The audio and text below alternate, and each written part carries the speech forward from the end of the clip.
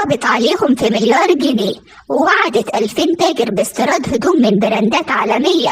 لمت منهم الفلوس وفص ملح وداب، واتقبض عليها هي وأخوها في كمين. قصة سقوط البلوجر سلمى الغزولي في قبضة الأمن. قضية نصب جديدة بطلتها بلوجر معروفة اسمها سلمى الغزولي، متهمة بالاستيلاء على حوالي مليار جنيه من 2000 ضحية من تجار الهدوم من خلال صفحتها اللي مسمياها على الموضة.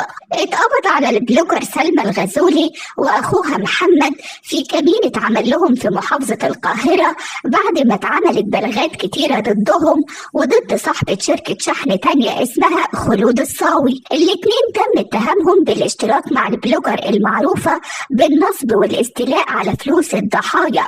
واترحلت سلمى هي وأخوها لمحافظة المنوفية لأن أكتر البلاغات جت من هناك، والنيابة أمرت بحبسهم على ذمة التحقيقات.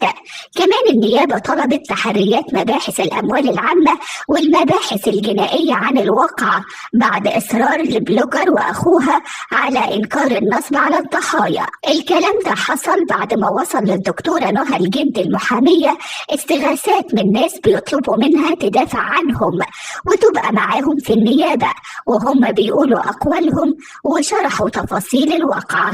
الضحايا كلهم قالوا إنهم تجار هدوم من براندات عالمية، وشافوا البلوجر سلمى لما قالت على صفحتها وصفحات بلوجرز تانيين إنها بتجيب كوبونات يقدروا يشتروا بيها من براندات عالمية بخصم كبير، وكان تمن الكوبون الواحد 15,000 جنيه بدل 25,000 جنيه. كمان قالت إنها تعاقدت على استيراد حاوية كاملة من منتجات البراند، وعلشان كده جالها طلبات من تجار كتير. الضحايا قالوا إن سلمى كانت بتطلب منهم يحولوا الفلوس من خلال فودافون كاش أو انستا باي، وإنها رفضت أي تحويلات بنكية أو لقاء شخصي لتسليم الفلوس بالإيد، والناس استجابت لها لأنهم اتعودوا يتعاملوا بالطريقة دي في أي معاملات تجارية ما بينهم، وادتهم رقم تليفونها علشان يبعتوا الفلوس على محفظتها. واحدة من الضحايا اللي البلوجر سلمى خدت منهم 4 مليون جنيه بعد ما طلبت منها تجيب لها حاوية من البراند،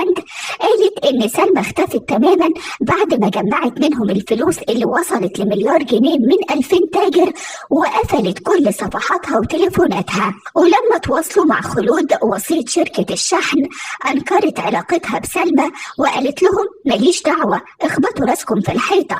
وعرفوا بعدها إنها سافرت برا مصر. وبعد ما كترت البلاغات أجهزة الأمن جهزت الأكمنة اللازمة وعممت نشر على مستوى المحافظات بصورة المتهمة وأخوها، لحد ما نجح كمين في محافظة القاهرة في القبض عليهم، خاصة إن ليهم محل إقامة في مدينة نصر.